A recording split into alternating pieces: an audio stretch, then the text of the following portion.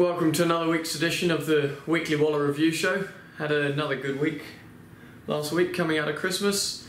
We're starting off with Hogmanay, returning to form. Good ride by Blake Shin. Anything to add there? No? Mutarakum headed down to the Melbourne stable. It was a good win by Hogmanay. Well deserved win. He's been a bit disappointing this prep, but just back up on the speed, and he led home the first four in the race. The other horses probably weren't as well suited. They were back in the field, struggling to make up ground when they sprinted. So full credit to Blake Shin's ride, and he's riding very well. I think he rode a treble on that day, and even a treble New Year's Day. Yeah, so riding very well. Mutarakum? Good win.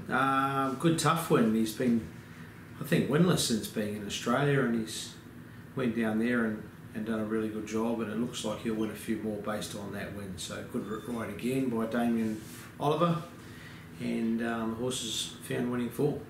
And then the first meeting of the year, first race of the year, in fact, was it? Yeah. First or the second? First. Sure. Savakul. Yeah, good win. Very good win. She was, tough, stepping up to that 800 metres. She's been a good, consistent filly in her only racing preparation so far. 4 starts, I think 2 wins and a couple of seconds or placings. So yeah, she's on her well on her way towards some nice races. Probably target a race like the Schweppes Oaks down in South Australia, which of course Egg Tart won last year. So she'll have a couple of weeks off now and be prepared for those types of races. Okay, and Schnitzel Day. Good win, won in the protest room, Charlie. It was a deserved it? I think so.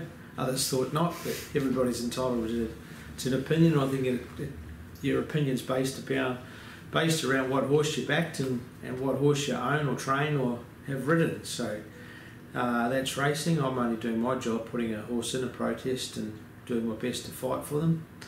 And on this occasion, the protest was upheld and he was duly the winner. And Bolero, he was in the race as well. He was a bit stiff also. He copped some interference, but he wasn't quite as lucky as Schnitzel Day. Okay, we'll head straight into the Randwick meeting on Saturday. Move to Randwick.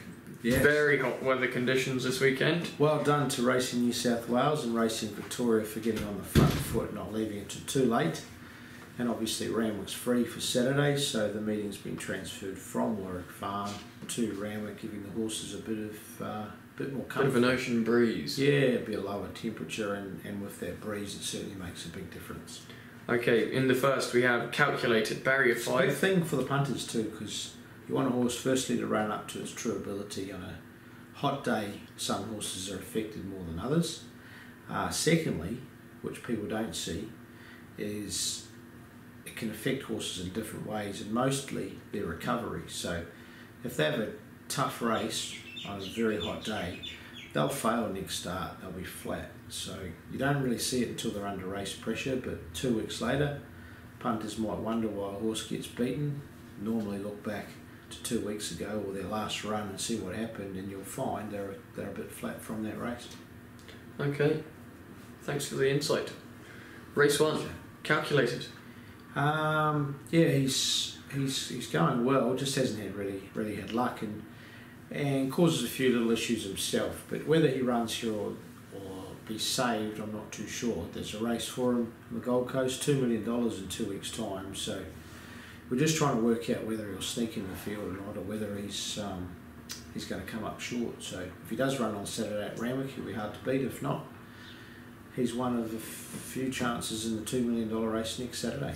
Okay, then we also, in the same race, we have Screen Park looking for 3 in a row. Coming back in distance is the big query. We want to switch him off and get him to relax, because in 3 weeks' time he's likely to head to New Zealand for $1 million race over there.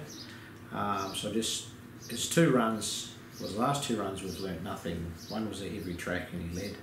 The other was a 3-horse field which he sat outside the leader. Did everything right, but just don't know how strong the opposition were. So he'll get a true test here, but again I'd like to just ride him a little bit more conservative. It's awkward gate, we're at a small field.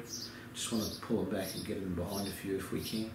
Okay, Then into race 3, we have Fortensky, 59.5 kilos, Hugh Bowman, barrier 1. Yeah, Hugh Bowman's back from Japan and a successful stint over there, winning a Japan Cup and multiple races on the JRA circuit, which is certainly a privilege to be involved in. So well done, Huey, and also being crowned #1 rider of the world. So that is a massive feat. So well done to Huey and his team, and certainly a privilege to be able to utilise him most Saturdays and even midweek meetings or track work or trials.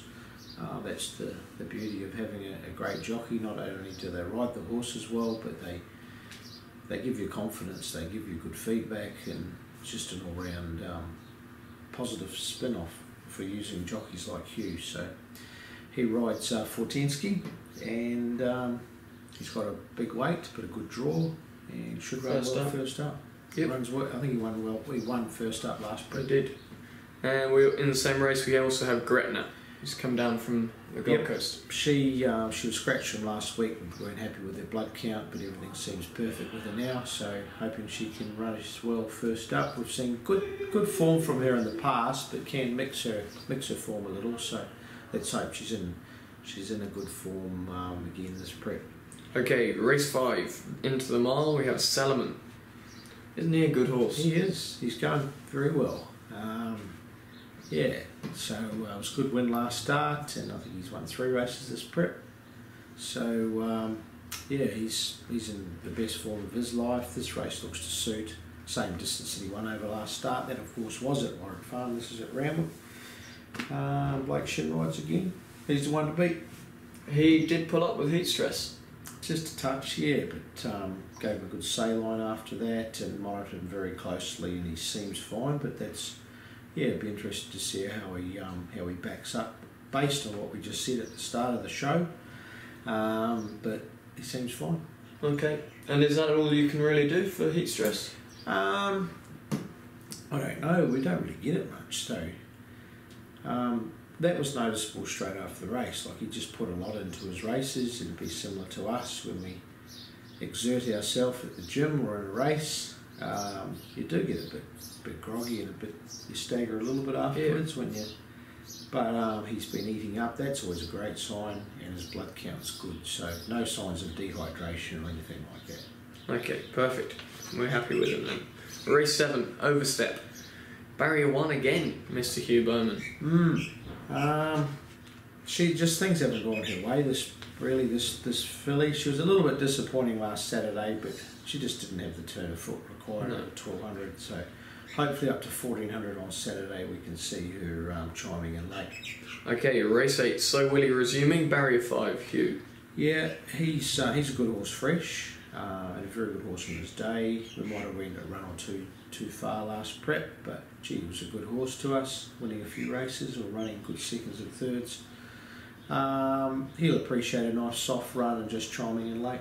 Okay, in the same race, Noir, looking for 4 in a row. Yep.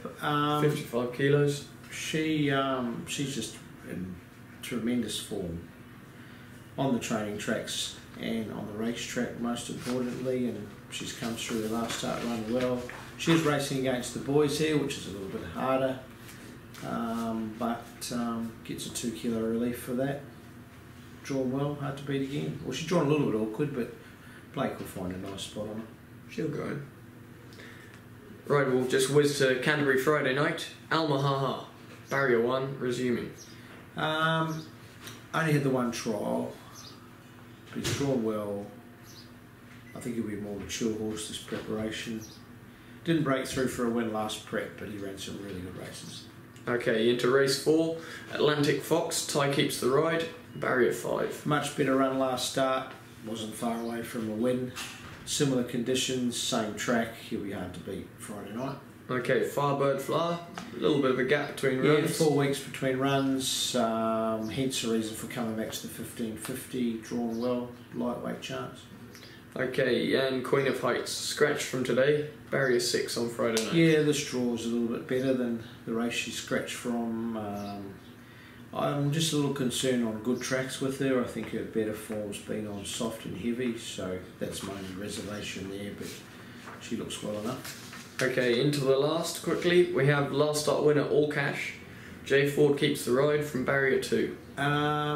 Good win last start. That was a heavy track. This will be a good track.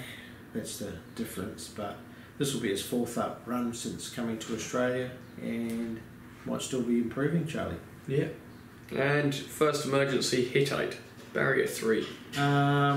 Distance will suit her. Should get a good run from the good draw, providing she gets a start. She's ready to improve. Okay, we'll head to the Gold Coast on Saturday, where we have the Rumour File, barrier 9, Jim Byrne. Yeah, awkward draw, but the right distance, and he's in very good form. Obvious concern with him is the track conditions. It's a heavy 10 at the moment. The Gold Coast track dries out pretty well at this time of the year, so if he gets back to a 6 or better, he'll be a definite winning chance.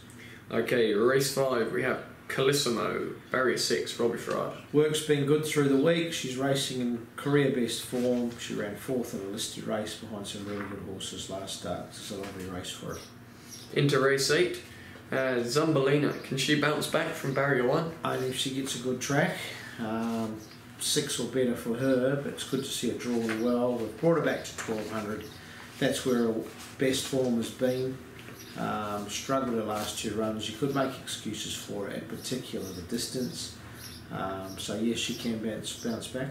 Okay, and Caulfield on Sunday. So Splendid, barrier 1. Very brave in defeat last start. She got nosed out and finished 3rd, in fact, on Boxing Day. So goes up 200 metres, but it got a much softer draw. Michael D rides, definite lightweight chance. Race 6, the mile, Le Juge, second up. Drawn barrier better, 6. yeah, drawn better on Saturday. Damien Oliver's Sunday. aboard Sunday.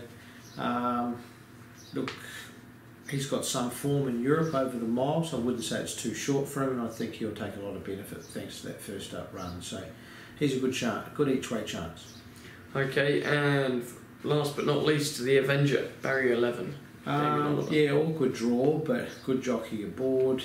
The 1400 metre start's a bit of a tricky one, but a great horseman to have aboard. So his first 2 runs this prep have been disappointing. I'm sure he can bounce back. Okay, looks like we're in for another busy weekend. Thanks. Good luck, Chris. You too, Charlie.